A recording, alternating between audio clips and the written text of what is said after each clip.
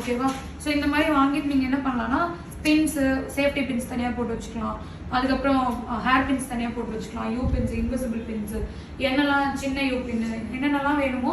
இது சின்னதும் இருக்குது, பெருசும் இருக்குது. ஸோ உங்களுக்கு எவ்வளோ சைஸில் வேணுமோ செக்ஷன் பாக்ஸ் அந்த மாதிரி நீங்கள் வாங்கிக்கோங்க. ஓகேவா?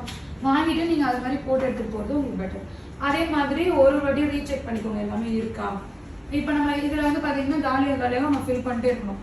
கொஞ்சம் யூபின் எடுத்துகிட்டு போறீங்க இல்லை ஃபில் பண்ணி. சப்போஸ் பிரைடு போறீங்க, மெஸ்ஸி பண்ண ஏதாவது பண்ணிட்டீங்க, காலி ஆயிடுச்சுன்னா நெக்ஸ்ட் பிரைட் வரும்போது அப்படியே அதே பாக்ஸே எடுத்துகிட்டு போயிடக்கூடாது.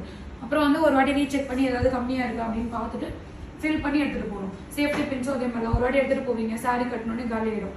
ஸோ அடுத்த வாட்டி போகும்போது அந்த சேஃப்டி பின்ஸ் வந்து நீங்கள் ரீஃபில் பண்ணி எடுத்துகிட்டு போகணும். இந்த மாதிரி தான் நீங்கள் வந்து பண்ணணும்.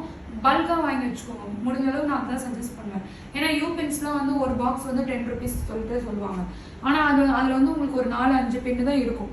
இதுவே நீங்கள் அந்த மாதிரி நாங்கள் கொடுத்த மாதிரி பாக்ஸ் வாங்கினீங்கன்னா 600 பின்ஸே வந்துட்டு உங்களுக்கு 300 rupees அந்த மாதிரி கிடைக்கும். 250, 300 அந்த மாதிரி. ஸோ உங்களுக்கு காஸ்ட் வந்து ரொம்ப கம்மியாகும். அண்ட் உங்களுக்கு வந்து ஒரு வாட்டி கடைக்கு போக வேண்டிய வேலை இருக்காது. இப்போ நீங்கள் வந்து ஒரு பிரைடுக்கும் போயிட்டு சேஃப்டி பின் கொஞ்சம், யூ பின் கொஞ்சம் அந்த மாதிரி நம்ம வாங்க முடியாது.